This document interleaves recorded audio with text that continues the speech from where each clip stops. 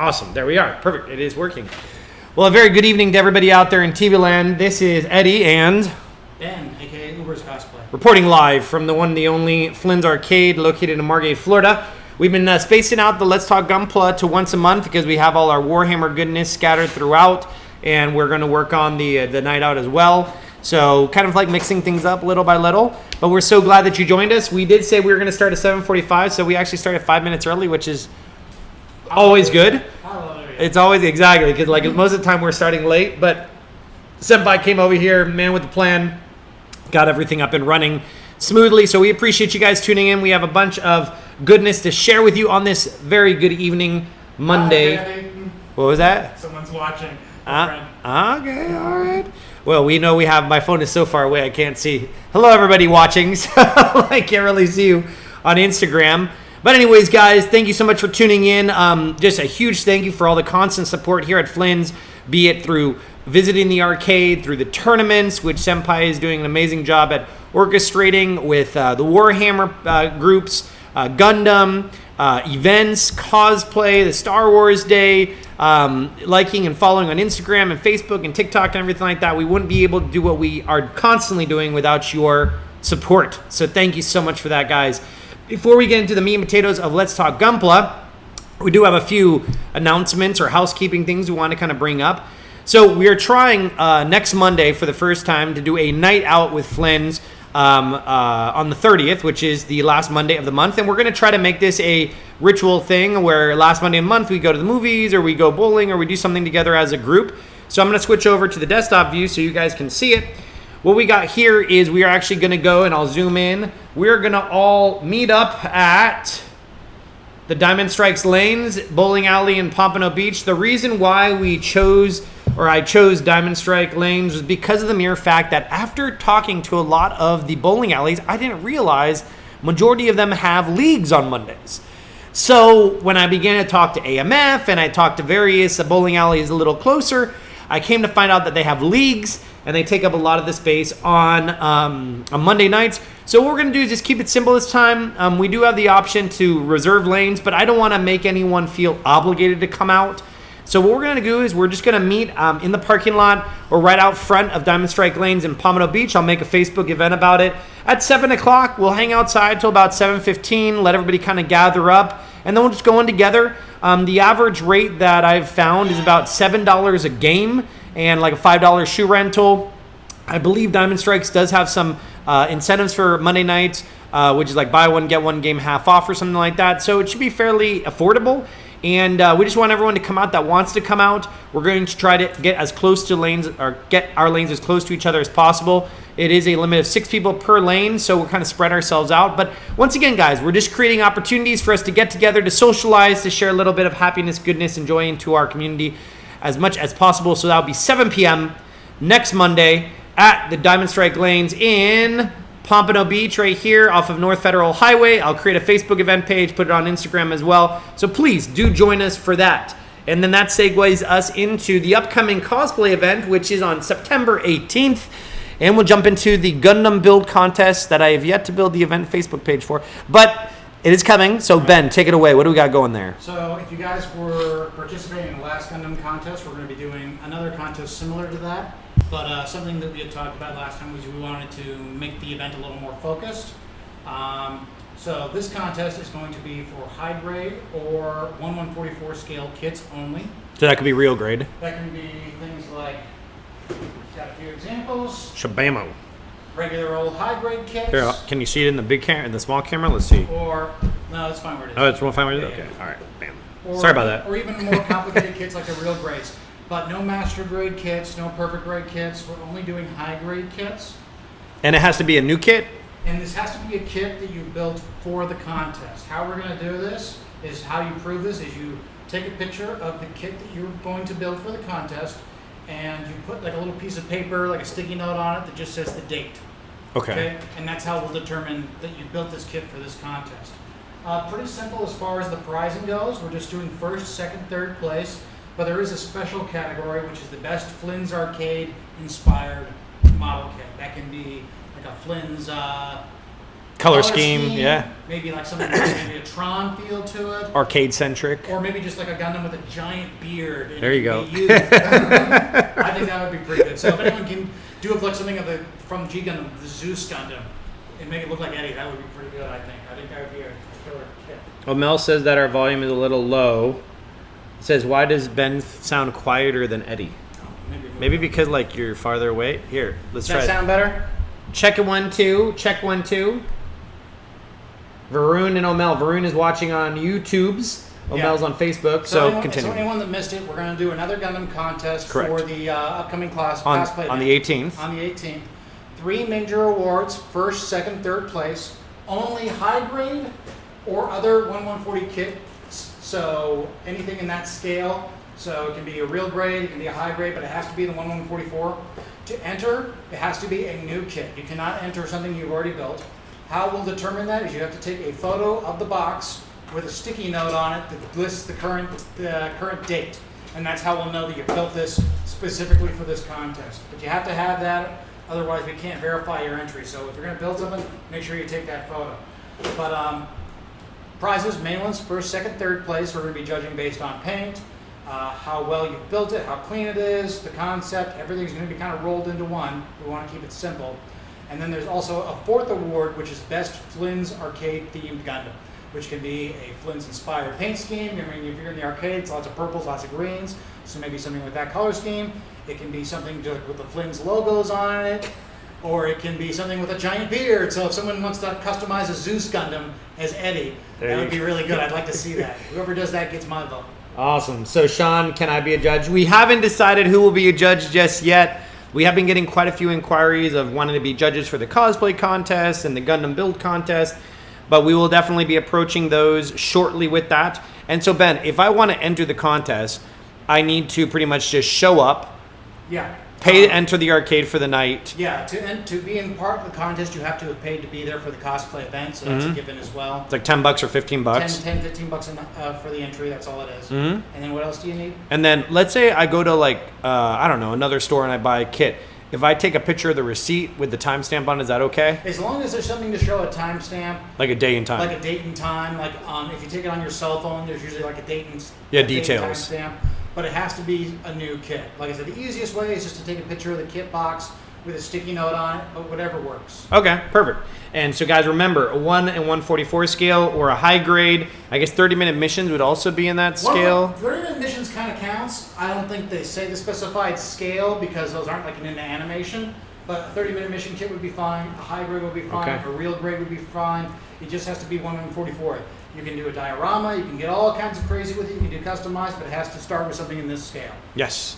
So if you're anxious to build, I know we had a lot of people inquiring about when the next build contest was. We're giving you more time than we gave you last time, which is good. Yeah. Give everybody a chance to get their kits together. And then as we get closer, guys, we're going to make more and more announcements. And I will do my absolute best to get the event page up on our Facebook and Instagram and all those places so you guys can check out all the details, and I'll specify the rules and all those sorts of details, you know, in the appropriate channels. Right. So pretty much that's what we got going on in the world of Gundam. And of course, guys, we have here a variety of kits. If you're looking to get a high grade or a 1 and 144 scale, got a lot of real grades here. We got a lot of real grades. If you haven't dived into the real grade world, maybe this is your chance to dive into it.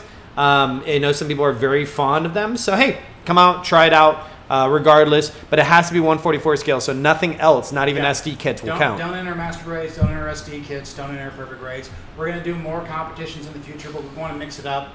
High grades and this kind of thing is geared to people that maybe don't have quite as much money to throw at the hobby. Of course. Because they have a lower price point. Of course. But also the high grades, even for people that are more into the hobby, there's more variety in the high grade kits, so there's a lot of options there for, you know, creativity and stuff like that.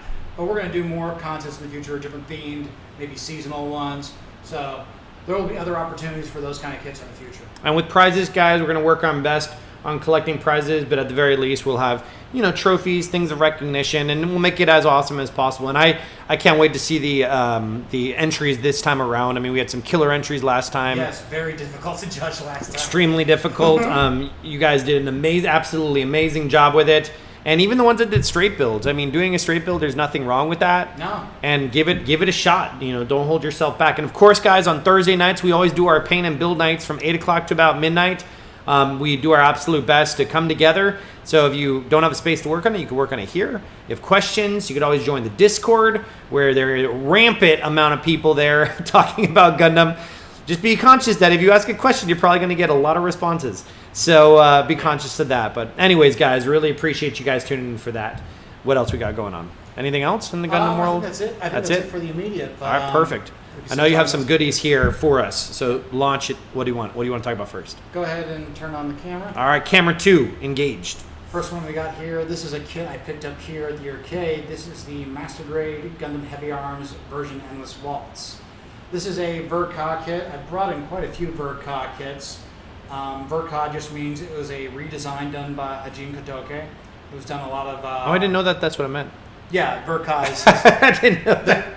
The Virgo is his name, Hajime Kotoke. Okay. But that means it's basically a slight redesign or revamp of a design that's either appeared in animation or manga or that kind of thing. Specifically, this is the Gundam Heavy Arms from Gundam Wing.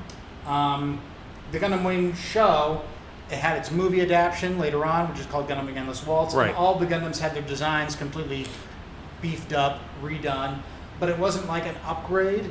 In the movie, you see flashbacks, and it's just, they looked like this. The idea being is if they had that kind of animation budget, that design, they would have looked like this the whole time. Okay, I see what you're saying. And just as a comparison here, we've got the original Heavy Arms as well, so you can see like the TV version, how drastic the design change is. Hajime Kotoke designs are known for really amping up the detail, usually much bigger weaponry, a lot more gimmicks. I mean, you can just look at this one. Before, he's got like a few panels that open for missiles. On the Virgo, it's got way, way more firepower and things like that. But you can still very much tell that it's the same suit. The lineage is there. You can tell in the color and the kind of weaponry it equips and things like that. But in the context of the story, the Gundam Heavy Arms is one of 5 Gundams sent to Earth by these Gundam scientists to destroy this organization called Oz. Okay. But their whole goal is they want liberation for the colonies. They want them to be independent. And every one of these scientists is based at a different colony, and they take the Gundam Zero, develop it into a different Gundam, usually around a core concept, Heavy Arms being extreme firepower, long distance combat, and heavy firepower suppression. And they send that one to Earth. And the idea is everyone is designed for a specific task, and right. The idea is they would work together to accomplish the goal. These 5. These 5 Gundams. This one specifically is piloted by Troll Barton. Now, were these 5 like sent to Earth, or were they just there? Or were they built by the colonists? They were built in secret in the colonies, and that's one of the things. Gundams in Gundam Wing are all made from Gundarium alloy, which is a super lightweight, super strong metal that can only be made in 0 gravity. So when these things show up on Earth and they're made from that metal, it's very obvious that they're from the colonies. So these colonies were, I guess, they were like supposed to mine this metal? It's not that it was mined in space; it's that it can only be refined in space. It's basically like a kind of metal that can only be made in 0 gravity. And were they supposed to like send it back to Earth to be used at Earth? No, Oz had no idea. In the Earth Federation, it didn't even exist. They had no idea that these were existing. The basic storyline is the 5 scientists were developing mobile suits for Oz. Right. And they made the Tallgeese. Oz said the Tallgeese is too expensive, you gotta scale it back. They didn't like that, so rather than scale down their technology, they decided they were gonna rebel against Oz. And we went up to the colonies. They developed the Wing Zero. The Wing Zero was incredibly powerful, but it was too much for a pilot to handle. So they took that design and they scaled it down into these other 5 Gundams, which is what this is all tying into. But this kit itself, this is a slightly older kit. This one is actually from 2012. I was kind of on the fence about it for a long time because it's an older kit. I didn't see why it was so well liked. But now that I've built it, I can see why this is such a popular kit, despite that it's a little bit older. It's got really, really nice color separation. There's pretty much no stickers on this kit as you see it. Like even the color separation in the chest, like the little blue lines, that's actually molded in the correct color. Oh, I see it. I thought that was like a pen. No, that's all just molded in the correct color. Holy all the crap. little missiles are their individual pieces. that are molded. The gun is super well detailed. You had to put each of those little like missile things into place? On the leg, yes. The ones in the shoulder, this is like a panel behind a panel. Okay. If you were going to quibble about like a minor detail in the kit, it's that the missiles themselves should probably be a different color. But considering the age of the kit and how good it is, especially, like I said, considering its age, it is a beautiful, beautiful kit. Now, the other thing is, too, is you might see this and you might have seen Endless Waltz, and you're like, the color's different. In Endless Waltz, the Gundams didn't just look different in design, they had different color schemes. Like the heavy arms had like a blue, purple. Is it on the side of the box? No, I don't think it is. Well, it might be shown. Yeah, it is shown, but only in the tiniest little image you can see there. Yeah. I remember you mentioning it to me before. Yeah, because in the course of the show, every suit gets an upgrade normally. Right. Like Right. the heavy arms gets a second Gatling gun. It gets some different weaponry and stuff like that. Sandrock gets a machine gun, different weapons. The heavy arms in the movie has 4 Gatling guns, and it's this different color scheme.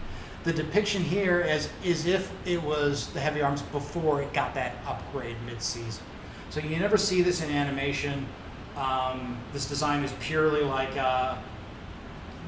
just like a designer's imagination at this point. But since this designs have come out, they have put this into the manga. There's an ongoing like retelling of Gundam Wing in the manga form, Right. as well as a sequel called Frozen Teardrop. But in this manga, it's called Glory of the Losers.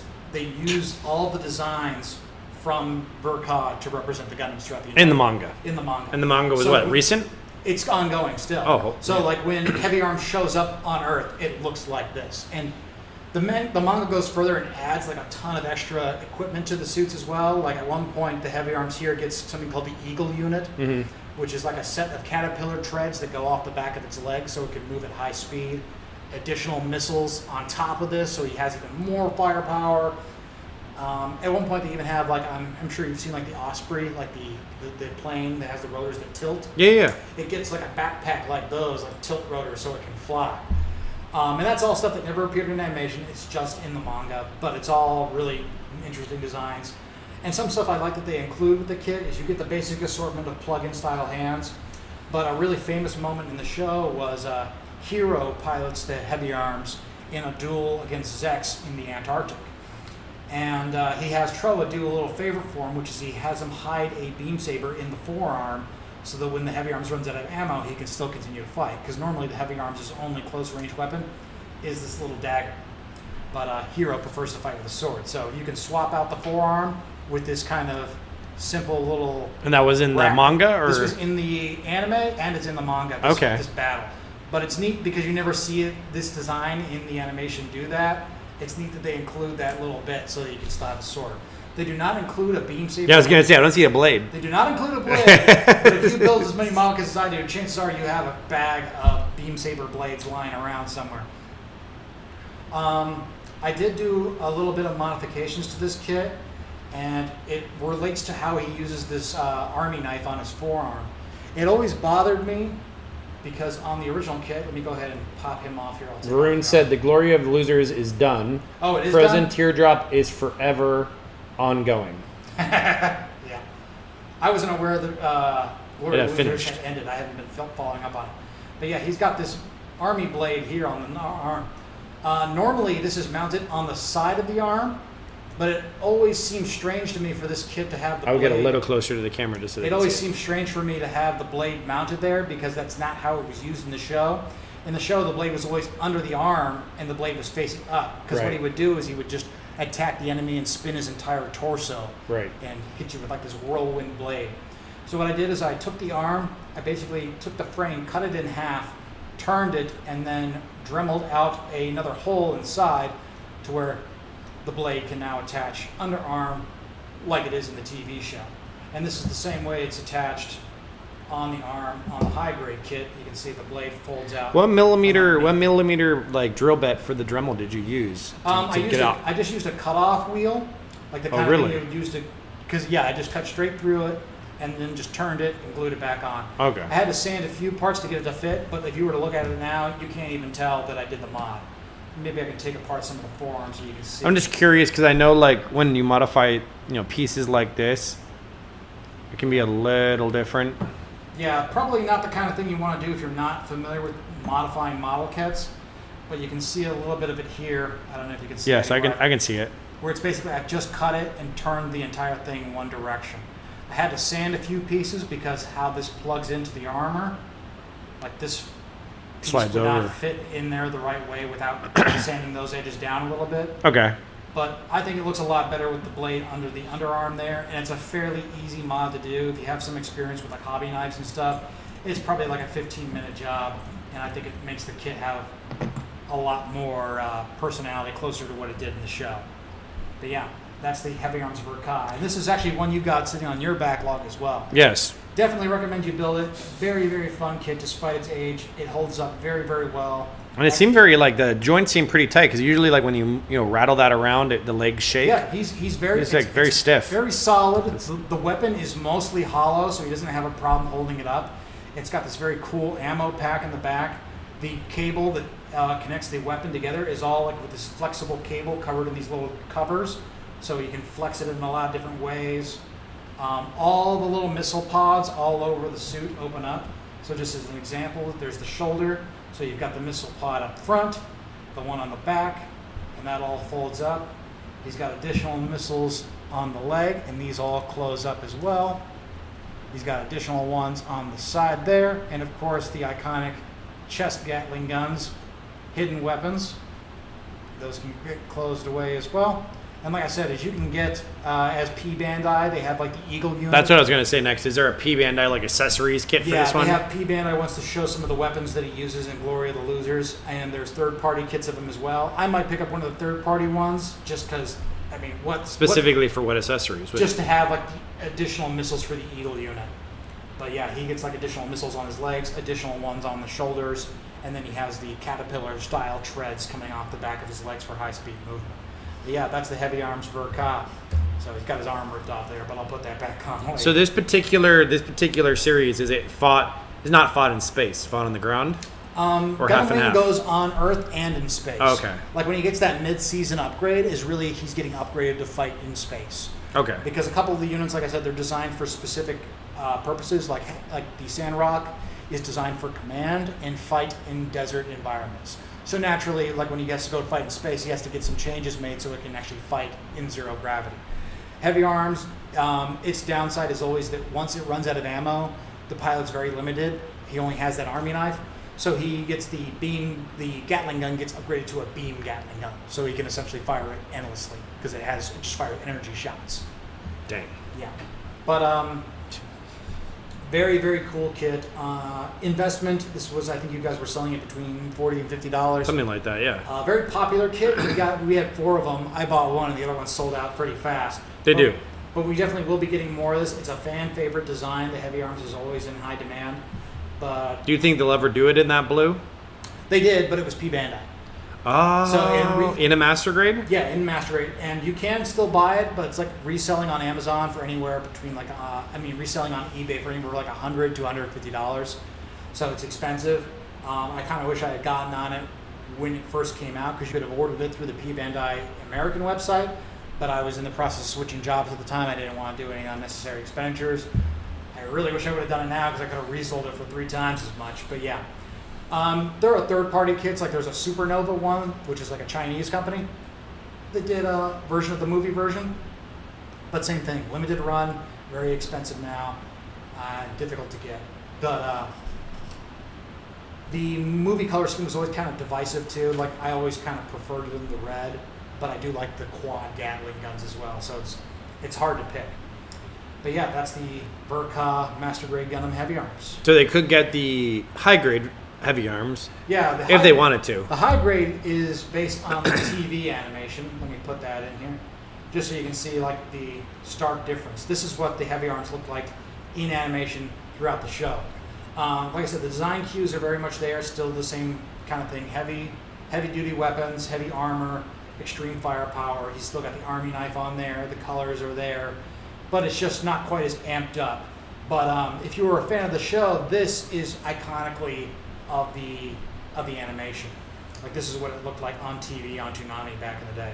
This is a high grade kit, so this is quite a bit lower price point, anywhere from $20 to maybe $25, $30. This is a brand new kit. This only came out a few months ago, so the color separation is really, really good. Very high detail for a high grade kit, and very expressive, and just overall, very great kit. I can't wait till they release the last one of the series is going to be the Shenlong.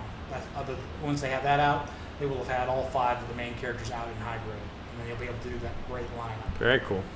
But yeah, that's it for the heavy arms. And go ahead and grab some of those accessories, and we'll put out the next guy we have here. Continuing with the theme of Gundam Wing, this is the real grade Wing Gundam.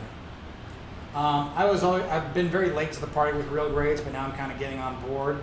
I've only done the Zeong, the Suzabi, and this is my 3rd real grade. This is the Wing Gundam, the titular mobile suit of Gundam Wing. This is piloted by the main character, Hero. This is one that's developed by Dr. J. Of the 5 doctors that were developing mobile suits, Dr. J was the one that was most involved in creating the Gundam Zero, which everything is based on. Like the Gundam Zero before it, it has a extremely powerful buster cannon. You can see it's got these 3 canisters on it. That's because this cannon only has 3 shots before it runs out of ammo. But one shot will destroy like 5 or 6 mobile suits per shot, easily. Incredibly powerful. The Wing Gundam is designed for like intercept attack. So this whole mobile suit will transform into a high-speed flight mode to intercept attack quickly. And let me show you what that looks like here on the guide, because I have the instruction manual. The instruction manual does not have a picture of it in bird mode, I'm noticing now. Was it in the back? Where all the color pictures are? No, it does not show it in bird mode. That's strange. Here, maybe I can pull it up so we can show everybody. Yeah. What am I looking for? Margate Wing Gundam, and you'll find it. Oh, here we go. There's something else. Okay. So you can see there of it transformed into its flight mode. They did include a very strange gimmick in this kit of where it transforms into like this almost Macross-style gear walk mode. But it's kind of half-baked. I can't see any reason why anyone would want to display it in it other than as a gimmick. But the real grade line is the same scale as the high grade line. So there's the... Sean just said, did you just say transform? Yeah, more or less. It's a Gundam Transformer. It's legit. Not all Transformers are Gundams, but some Gundams are Transformers. But yeah, there you see, it fits in well with the scale of the other high grades. I think what most people would probably buy this kit for is to replace their high grade wing if they have it on their lineup, because it is the same scale. It's just that much more detailed. It looks really, really nice. So we have a couple of questions coming through. You said first one, we'll go through the line. Yeah. We have, didn't they do a supernova of the Death Scythe? I think Supernova, like that's the third-party ones. They've done a couple different kits. I'm not familiar with them off the top of my head because I usually don't buy third-party kits. But Possibly. I wouldn't be surprised if they did. But I know the Heavy Arms was the one that came out recently that everyone was losing their mind over because of all the different weaponry it had. Like I said, the Heavy Arms has always been a fan favorite design. Any other questions? We had Israel. They did a Supernova and Dragon Monoko of Death Scythe? Yeah, Dragon Momoko is another third party company. Yeah, they're not officially licensed, so it's I won't say knockoff because it's not like a copy of a mold. It's usually a design that's got some slight changes on it to kind of be in that legal gray area. But once again, a third party. Yeah, kit. It's a kit, but the thing you gotta watch out with any third party kit is Bandai kits are meant to be built right out of box. A lot of third-party kits, they need some work to look the way they do on the box. Like parts don't fit together quite so well. They may not withstand. Joints are loose. Joints may be loose. They may not withstand to certain scrutiny. If you're an accomplished builder, it might not be a big deal because these are the kind of things you're used to fixing, especially if you're an old hand at model kits. But if you're new at it, be cautious about buying some of the third-party stuff because they're not always beginner-friendly. It's usually more for niche audiences. And the other thing, too, is they tend to go for very high prices because they have limited runs. Okay. Interesting. But, there is a few liberties taken with this model kit that are not necessarily animation accurate. The most obvious being is how wide these wings open up. In the animation, the wings would only normally open up to like a 2-stage, like maybe this. That's the most they would do. But in the model kit, for the real grade, to try to make it like a little more flashy, they've made it to where the wings open up in these huge multi-segmented ways, and it looks really, really good. There are a lot of details that are known for the real grade, like the entire gun can open up like this. It splits out to where you can take out the ammo canisters. It's like he's reloading. The beam saber is stored in the shield, so you can actually pop it here, and the hilt or the beam saber is stored inside the shield, so if you want to have him drawing his sword out of the shield, that's well modeled. And this does fully transform into the bird mode, and it's very solid. You do get a few adapters to display it while it's transformed in the bird mode. It's the kind of thing, though, the bird mode is maybe the thing you do 1 or 2 times and never really do it again. It looks best in this mode, in my opinion, but it's nice to have the bird mode that is very solid and not flimsy at all. Yeah, if you want to switch over to the other screen so people can see. Yeah, I was trying to figure out how do we open the image in that new. You've got it open. You've already got it open. In the I did. Okay, sweet. All right, perfect. Yeah, let me switch over. That's this is the ridiculous bird mode they came up with for the kit, like where it looks like a landing hawk almost. So you can see the legs like literally fold up onto the other side. Yeah, this is kind of like a weird thing they threw into the kit to do. Does it do this in the show? No, it never does this in the show. What would inspire them? Oh, if you go back to the other tab you were on, yeah, for sure. You see one where it's transformed and it just looks like a jet. See, like there? The one on the side. This one right here? Yeah. That's what it looks like in the show when it transforms. Yeah, it just does. The idea is, in this mode, it can enter the atmosphere, it can intercept targets at high speed. That's what the Wing Gundam is really designed for. So it increases its speed. Yeah, the idea is it just points all the engines in one direction. And how quickly does that transformation take? Within a couple seconds. Okay, so it doesn't leave you to like a tactical disadvantage. No. Okay. And he can still fire his Buster rifle while in that mode. It's like the front of the nose, you can see. So if you get in front of this thing, it can wipe you out. But this is what you see in the show. This is what you see. Not the other one. Not the other one. No. They just did that for the model kit. That's interesting. The only downside of the real grade, and I've heard that this kit kind of had a trouble development, like it was delayed a lot, is the cockpit does not open. That's something that you normally see on real grade kits, is the cockpit will open. Does not on this one, for whatever reason that got omitted.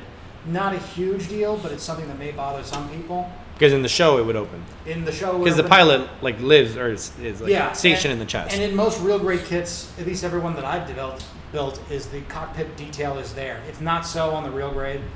Fairly minor complaint, but it's something to be aware of. And just so you know, here they also come with a lot of stickers and the metallic decals that real grades are known for. I didn't apply any to this kit. I thought it looked really great on its own, but if you want to go that extra mile, they give you a ton of stickers and decals. Or actually, sorry, not decals, just metallic stickers and regular stickers that you can apply to the kit to give it some extra life. Accessory-wise, you get a lot of extra little hands. You get the beam saber, you get the hilt, and you get the adapter to display it when it's in bird mode on a stand. But yeah, very nice kit. So complexity. I mean, I built some real grades. I know they can be a little like tedious, and you gotta kind of know what you're doing. It's got a lot going on, but I found the build to be very, very solid. Like I know some of the early real grades had problems. The only thing is real grades used to be known for having like an internal skeleton, correct? Like a master Yes, grade. yeah. They've pretty much given that up because those were always kind of fiddly. They got kind of loose. The only parts in here that are pre-assembled, like a frame, are parts of the shoulder that hold like the armor.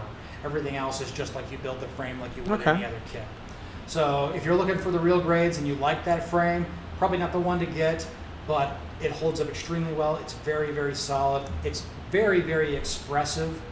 And at my house, I redid my display stands to have one of nothing but wing stuff, just for when the last of the Gundam Wing units come out, I can have the lineup like in the opening of the show and have all 5 stars. Of course. Yeah, you got it. You got it. You got it. But I've seen some videos of like that can see the display shelf in the background. Yeah. How you have it set up. Yeah, it looks really good now.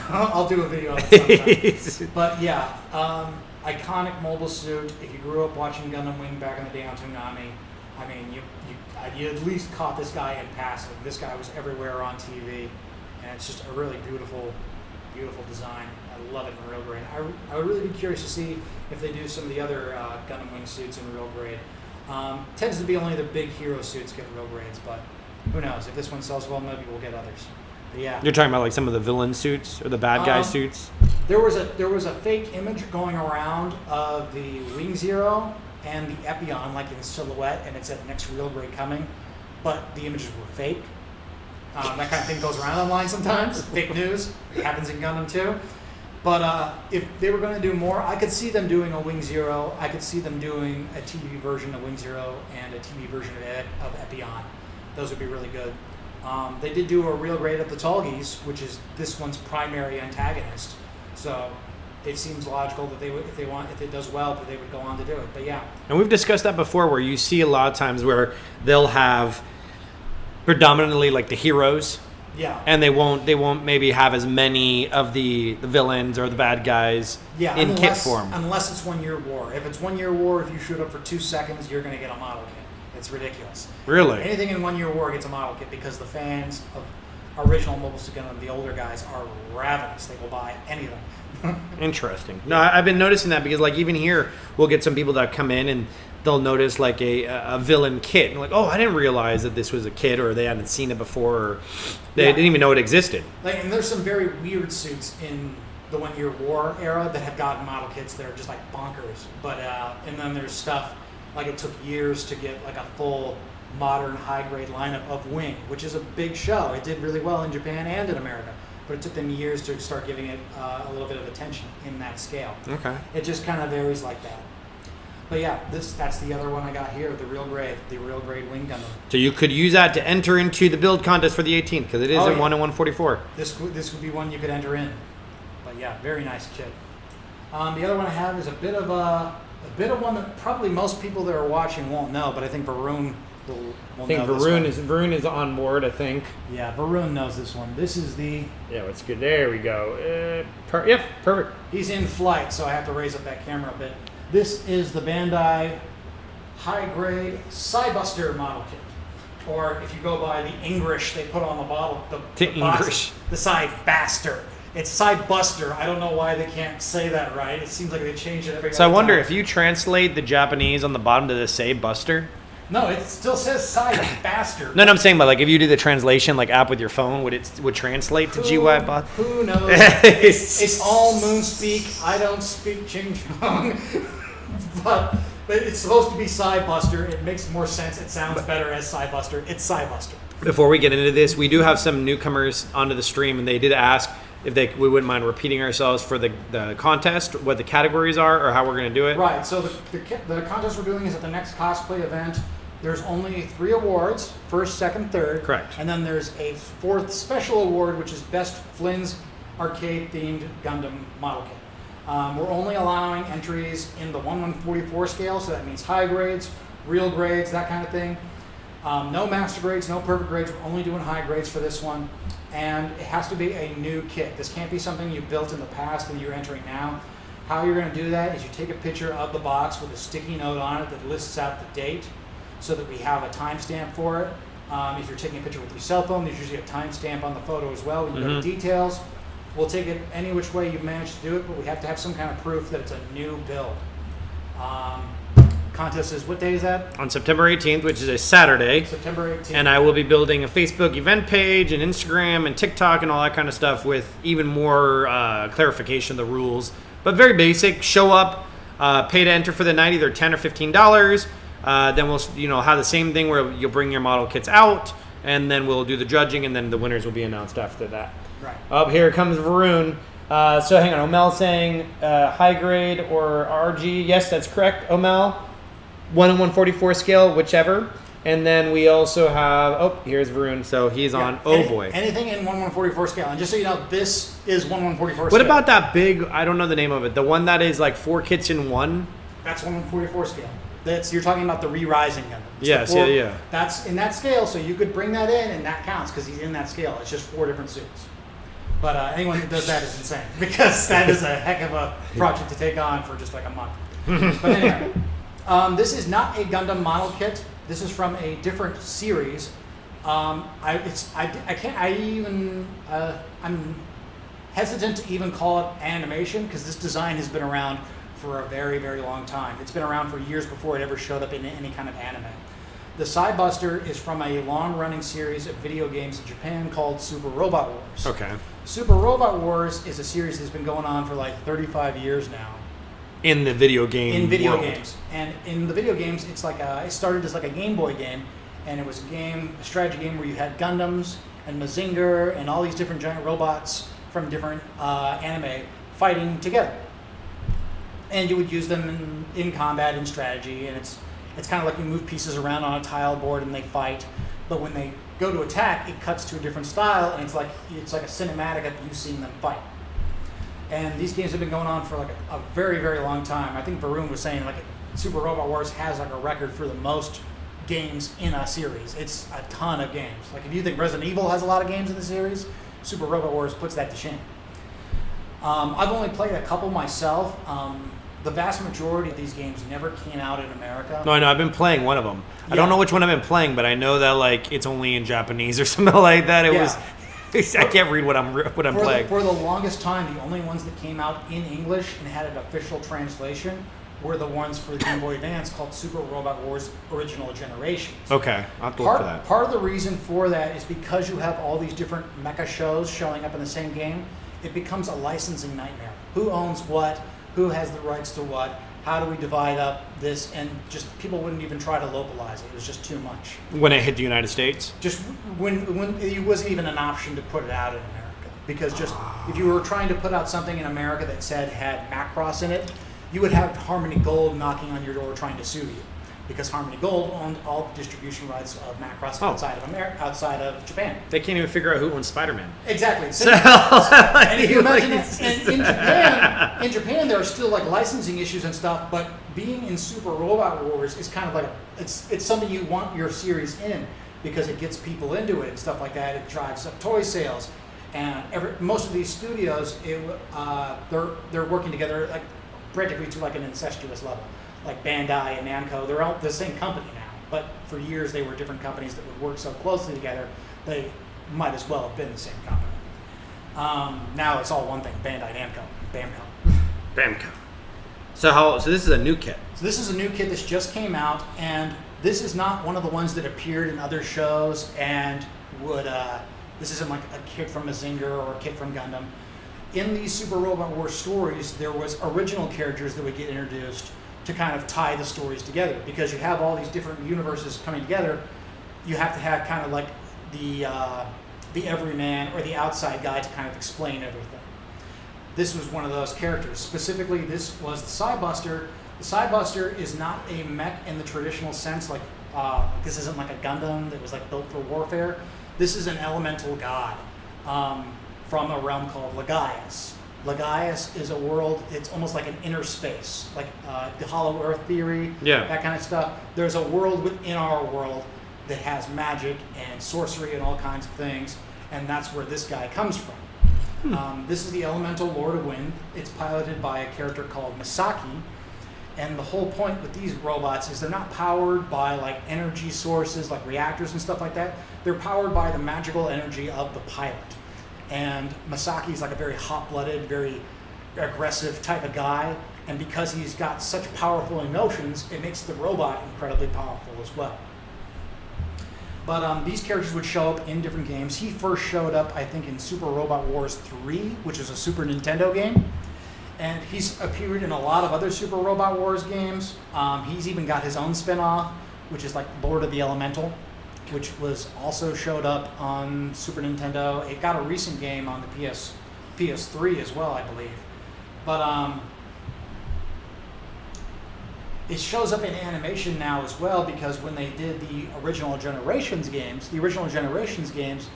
were still Super Robot Wars games, but they wouldn't do any of the Gundam characters, any of the Mazinger characters, any of that stuff. It was just their original characters they had come up with through all the other games. So you'd have Masaki, then you'd have Ryusei, and all these other characters that they introduced in all the different games, and they were working together in their own universe. So this was their show now, and it was all about them. But in the same vein as you'd have things like Gundams, like those kind of robots, like they're very real, very grounded, and then you'd have stuff like this flying around with them at the same time, stuff that's like powered by magic. Or then you'd have, like this is in the same scale, so you can see just how much bigger the Cybuster is than something like a Gundam. But there are guys that make the Cybuster look like an ant with how big they are in Super Robot Wars. You've got gigantic robots like the Gigan Skanduro, which is like the size of a battleship, and stuff like that. Is it piloted by still one person? It's piloted by one guy, and he's an incredibly hot, loudmouth hothead. But Varun says Masaki, the first audience insert character. Yes, like it's down to the point where like Masaki is like inspired, like his name is inspired by the singer of Jam Project who does like a lot of music for Super Robot Wars, Masaki Endo. Like he does like a lot of the songs, the characters. Oh, he's got the same name. But it's kind of the happenstance. same thing. Like Masaki's not known for like being a cool-headed, I'm going to think things through protagonist. He just kind of jumps into battle. There's kind of like a running joke where if you were familiar with Ranma 1/2, there was the character Ryoga who was always getting lost. Like you told him go across the street to the store, he would get lost and end up in China by the end of the episode. Masaki has that level of bad direction sense. He just keeps showing up in other people's games and storylines, and they're like, dude, what are you doing here? This is a different planet. He's like, I got lost. He's like, where were you going? I was trying to get back to Lagaius, and I just got lost along the way. Like that, he shows up in so many different games, and every time he shows up in a story, it's just because he got lost along the way. He ends up where he can do the most good just by coincidence. Silverback asks, isn't the Moonlight Butterfly its largest Gundam? Isn't the Moonlight Butterfly its largest Gundam? The Turn A Gundam is probably the most powerful Gundam because the Moonlight Butterfly it has, like at full power, supposedly in the novel, the effect extends as far as Jupiter. And it's the Moonlight Butterfly is a nanomachine attack. Yeah, I think you had it here one time. I did. You spoke about it. It wipes out all technology. It basically brings humanity back to the Stone Age overnight. But in terms of like overpoweredness, the Turn A is probably one of the most overpowered. But you were saying this guy gets lost. This guy gets lost a lot. But the suit itself, the suit is known for its incredibly high speed. It's called the Lord of the Elemental, the Element of Wind. In the game, it's usually so fast and so evasive that it's very difficult to hit. For weapons, it has the sword, which is the disc cutter. It also has these two little remote weapons. These are not like funnels. They're not like controlled by his mind. They're actually piloted by his familiars. He has two cats that are sentient and can talk, but they're like his magical familiars. And each one of them pilots one of these little remote weapons that fly around and attack you from different directions. But like I said, this is not a show that's based on science. Yeah, they take liberties. They take a lot of liberties. Yeah, and just for like other things he does, it fires energy attacks like out of its hands. It can fire. What's the deal with the green gem in his like belly button? Yeah, it's supposed to look more like a suit of armor. Okay. Or like something like a that. knight. He's kind of got that look of a knight. And this whole suit will transform as well into a flight mode. As well. Let me see if I got a picture. I'm getting here. very like a dragon eagle. Yeah, and you'll see that in the transformed mode. The transformed is like a twin-clawed dragon. Yeah. Yeah, and like the head will collapse in, and you can see here on the back. I don't want to transform on stream because I always have a problem with that. But you can see. Okay. Yes. Yeah. The tail is the head of the dragon. And why would it transform into that mode? It transforms into that mode for a high-speed attack, as well as a signature attack he does called the Akashic Buster. It transforms into this mode, gets engulfed in flames, and then smashes into you. And this is where it gets like into the really mystical stuff too. Because this whole Lagaius thing is based on like mythology and the Akashic record. The Akashic record is kind of like where all knowledge is stored. Whatever has happened and whatever will happen is stored within this record. And Masaki has limited access to this information, but he's kind of hot-blooded and a bit of a moron, so he doesn't really know how to use it that well. Okay. But like I said, these characters show up in the recent animations they've done. They've done a couple Super Robot Wars anime, which is just about these characters. There's Divine Wars, which is a 6-episode OVA. There's a full series. Oh, sorry. There's an OVA, and then there's Divine Wars, which is all done in like CGI. It looks kind of bad because anime never does really good in CGI. And then there's Super Robot Wars: The Inspectors, which is really well animated, and this shows up in as well.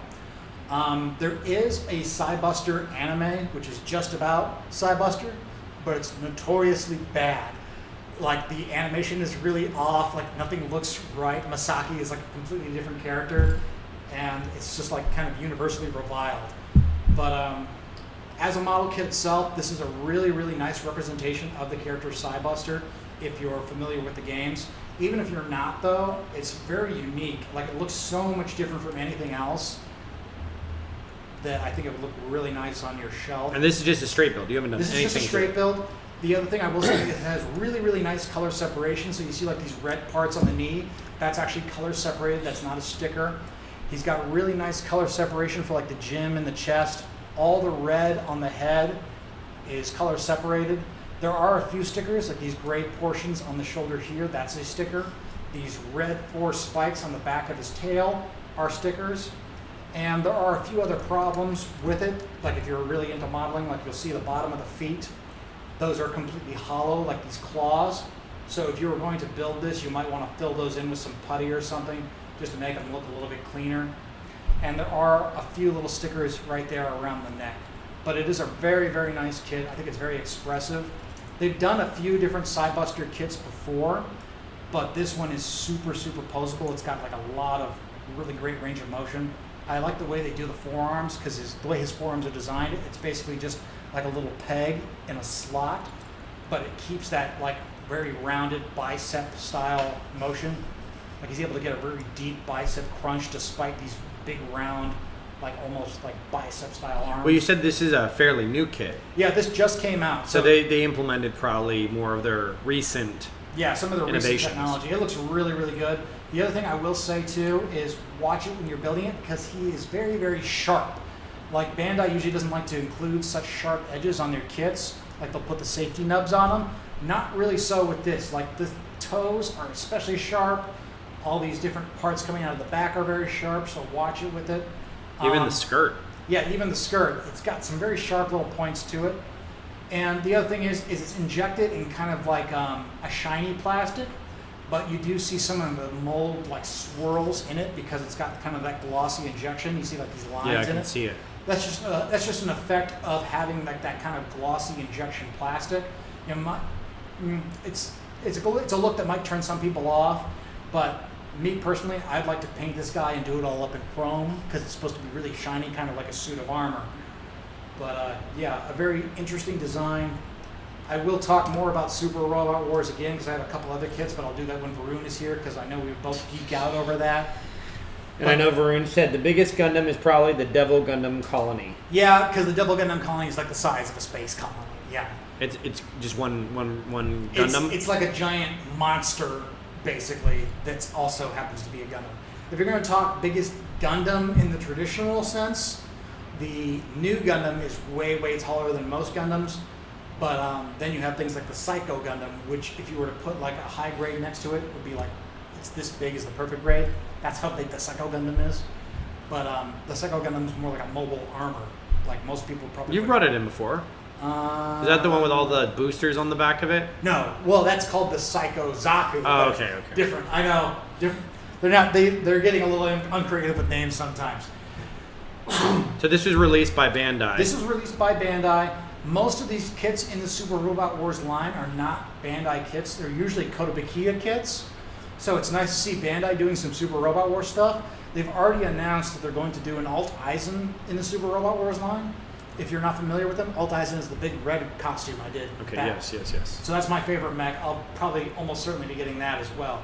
But I like the Super Robot Wars stuff. I love the anime. I love the games. I played the Super Robot Wars games on my Game Boy Advance over and over and over again. I love those games to death. So it's really nice to see some of the kits get some love, especially in such a nice form. Like the Sidebuster just looks so great. I would really love to see, to go along with this one, there's another character in the show that pilots a suit that's kind of like this. It's called the Vassalon, which is kind of like a girl version of this, like in the armor and things like that. But it's piloted by basically his love interest in the show. I would love to see a kit of that because they would make a really great duo. There is one of that in like the Kotobukiya line, but it's hard to find, and it probably wouldn't hold up to the scrutiny like this kit does. But yeah. Me and Varun grabbed the only 2, so if you're looking for one of these, you have to wait a bit. that was the next question. I was like, did we have? I don't remember seeing. We had them for a day because we grabbed them both. I pre-ordered them pretty much for me and Varun because I knew we were the only guys that knew what Super Robot Wars was. Well, it's one of the benefits, I guess. We got a guy on the inside. It's me. Varun definitely says we're going to get into the Super Robot Wars, Ben. So yes, hey, next stream, maybe next month for September, you guys could maybe do one. I'd love to do a thing like where we could stream a little bit of the game somehow too to show people what we're talking about. I think that's totally possible. Yeah, totally possible. I still got I my can make Game it Boy happen. Advance game. That might be interesting to get that on stream, right? Somehow. No, you could just run the emulation. Probably run an that'll emulation online, and just run it that way. Cool, man.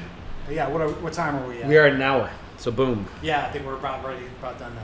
So we've hit a lot of different variety of kits from high grades to real grades to master grades to this is the high grade as well. This is a high grade, but you can see it's quite a bit bigger than the average high grade, just because Cybuster is. But still acceptable for the contest at the end of in September. So I mean, it is a high grade. You could technically do it. Yeah, anything that's in that scale. We did have a question, and we didn't bring that up. Usually it says Israel's question is Gundam only, or does an EVA count for the contest? If it's in 144 scale, so that's the real grade Evangelions. I'm not sure what those fall into actually, because the Evangelions change scale depending on what episode they were in. But it'll say on the box what the scale is. It'll say if it's 1144. If it's 1144, if it's a high grade, you can bring it in. Yes. Yeah. And just look at the box, like you said. It says it. It'll say it. I know there are some kits. Well, are there any kits that say 141 and 144 but don't say high grade? Maybe some of the older ones. But I know they got the 1 and 100 scales that don't say master grade. But there are the Eureka 7 kits. Those are in 1144 scale, but I don't think they're labeled as high grades. Those would count. Basically, guys, if you have a doubt, you can message me on Discord or Instagram or something like that, and I'll tell you. But with how many model kits there are out there, there's always going to be something I didn't think of. So feel free to ask, and we'll clarify. The main thing is we just don't want to have a bunch of master grades in the competition. We don't have a bunch of perfect grades in there, because we want to kind of open this up to maybe some of the newer people, maybe some of the people that are interested in more lower price point kits. And if you do that kind of stuff, don't feel left out, because we're going to do more competitions in the future. We're going to probably do a competition that's just master grades. We might do a competition that's just perfect grades. It just depends on, we want to mix things up. Yeah, and we got, like I said, as you guys are able to kind of hang with us and work with us through the process, we're going to get more and more complex and offer more varieties and, I hope to one day have like a straight build night where it's okay, guys, we're all going to build the same kit. We have 5 hours and you can do, whatever you want to it, or speed builds and things of that nature, make it fun and make it creative for everybody. So part of the thing too is we want people to be able to work outside their comfort zone. Like this is a kit that maybe would turn some people off, or maybe you only want to build master grades, or maybe you only want to do perfect grades. But there might be something in high grade that you might really like, but you might not know until you have the impetus to try it. And the contest might be that impetus. I agree 100%. It's kind of like with cosplay. Yeah. Same element, or any contest in general, or jumping feet first. And also it's a low barrier of entry, so you pick up a kit for $14-15. Yeah, you don't have to worry about, I messed up this or didn't turn out the way I wanted to. No, you only invested maybe $30 tops. That's why I always say, if you're going to start getting into weathering and modifying, start with an SD. Yeah, there's a lot of surface area that you can mess up a lot. They're good to practice on. And like anything, the only way you get better is with constant repetition. So even if a high grade, if you're an old hand at this, and you might see, these kits are beneath me. I only do master grades. Perfect grades. You know what? It's put your money where your mouth is. Yeah. Into the competition. See if you're really as good as you think you are. Now I'm curious. The one thing I am curious about is because, some people like a witness will come out with I'm going to find the most unique, rarest high grade that's on the earth, and hoping that puts them shipped to you. That hopes that maybe they got in their backlog, they hope to kind of put it over, and I'm just saying it as an encouragement that with the first, second, third place there is an opportunity for everybody. Yeah. And don't be scared or limited by not entering because you don't think you're good enough. Yeah. I say the heck with it, give it a shot, try it out. I know our community here, especially in the Gundam and the building community, is very supportive and very, very encouraging. And if you're missing something like a tool, or you're trying to do some sort of effect, hey, put it out there on the Discord, or put it out there on Instagram or Facebook, or message us and ask. Yeah, and the other thing too, the really good thing about the high grades is there's such variety because there's so many kits in that scale. The high grade is the most common scale. Right. Like 1144 because it's an easy price point. It's not too expensive. It doesn't take a lot of development to make a kit like that. That there's a lot of options. So pretty much anything you like, there's going to be something in that kind of scale that will scratch your guys' itch. And I think we'll have a lot of good entries. But we also do need to say that you need to be here physically in real life. Yeah, no remote entries. No remote entries just yet. We haven't gotten to that level, so by all means, please do keep that in mind, it's guys. hard enough wrangling all the people on those Oh my gosh, days. especially on those days. But we're hopeful, and we appreciate greatly that you guys are chugging along with us as we move forward with the different expansion opportunities and the different things we're doing here at Flynn. So I think that's a perfect way to end, guys. You've hung out for an hour and 5 minutes, so I'm super thankful for your time. I don't see any other questions that are kind of hanging out there asking. So we're back. Yes, the Gundam Club. We've been definitely ironing the kinks out with the Gundam Hangar Club stuff, which I'm super thankful for Ben for encouraging and pushing me to iron those kinks out. We've got the payment automated. The website's out there. Just need to get back in the habit of getting the shirts printed and getting the order sequence. But once again, just for the discount alone, the 10% off the kits, I mean, that in itself is a blessing. If you buy a lot like I do, it tends to pay for itself. Or even if you buy like a high grade, like a very expensive kit, bam, straight out of the gate. Yep. You're definitely going to make advantage of that. And once again, guys, it's just another way to support Flynn's and our mission here on planet Earth to try to spread as much building happiness as possible. And I want to shout out Ben. If you guys haven't followed him, he does have his TikTok finally up and running. I've been pushing him constantly, like, yo, Ben, you should get on this TikTok game. And be sure to join him on TikTok if you guys are there. It's just Uber's Cosplay, right? Just Uber's Cosplay, yeah. Uber's Cosplay on TikTok. Go on over there, support him, show him the love, guys. And follow him on Instagram and Facebook. Yeah, all the same name. And so it's all the pretty same easy. name, kind of like with us, Flynn's Gaming FL, Uber's Cosplay. What's your next con, Ben? Probably SuperCon. Okay, so SuperCon. coming up next month. That's what I'm desperately trying to finish this costume in time for. Awesome. So SuperCon, if you guys are down for that, by all means, feel free to join them there. Remember, guys, that I'll be making the event pages for our Gundam build contest for the 18th, our trivia night our trivia for the 18th, headed up by Varun. I know he's going to definitely dial back the complexity of those questions, make it more well-rounded for everybody. It's difficult. So the difficulty levels, definitely toning that down a little bit. We got that coming up. We'll have the bowling night on the 30th, 7 o'clock. We're going to hang outside of the bowling alley out in Pompano Beach on the 30th, which is next Monday. I'll kind of pull that up real quick just so you guys can see that address once more. I just want to make sure everybody has a chance to see that. We'll be hanging out there. Once again, guys, this is just going to be super casual. I'm not going to reserve any lanes. I'm not going to do any of that sort of thing. I don't want to put any of that pressure on anybody, obligation to show up. I called them today. Supposedly, the person I spoke to on the phone at Diamond Strike Lanes in Pompano Beach off of Federal Highway said that there are no league games going on that particular Monday. We'll hang out probably till they close. Play as many games as you want. This is pretty much play as much as you want to play. I believe it's like $5 or $7 a game plus the shoe rental. Probably comes out to about $13 plus or minus for the game. This is totally on everybody. Every dime we are pouring towards the expansion. That's a topic for another time. I don't want to bore you with all the details of some things we found out like recently. But nonetheless, it's right by the Chick-fil-A, as Silverback Senpai is mentioning. A huge parking lot. We're going to chill in the parking lot probably till about 7:15, 7:30, and then just kind of go in as a group. If you're running a little behind, hit us up on Discord. Hit Senpai on Discord. Hit myself up through Instagram or Facebook or text message or call. Definitely just an opportunity, once again, to go out as a Flynn's family, to go out to support another local business at the bowling world. And then also we plan to do this once a month. I know Varun's next. Varun's kind of heading up the next one, which will make the announcement on our calendar for September, which will do actually a trivia night at one of the local bars or establishments here in and around the area. We still got to lock that down, but have a fun time, guys. And once again, appreciate you tuning in. This is Eddie here at Flynn's Arcade. We open tomorrow for $10 Tuesdays in honor of Grand Prix Racerama that no longer exists, but some great memories made there. And we can find Uber's cosplay on pretty much everywhere now. Instagram and TikTok now. TikTok, he had to close down his OnlyFans account because of the new regulations in place. No, he's not on OnlyFans. I don't think you're. No, not anymore. So anyway, guys, be sure to follow him on his social media stuff.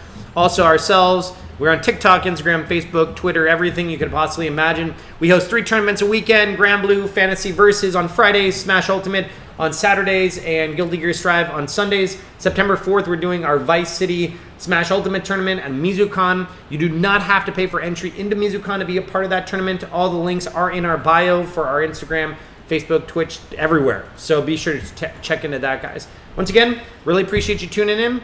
I hope you have an amazing rest of the evening. And until the next time, happy building, guys. Take care. We'll catch you later. Flash.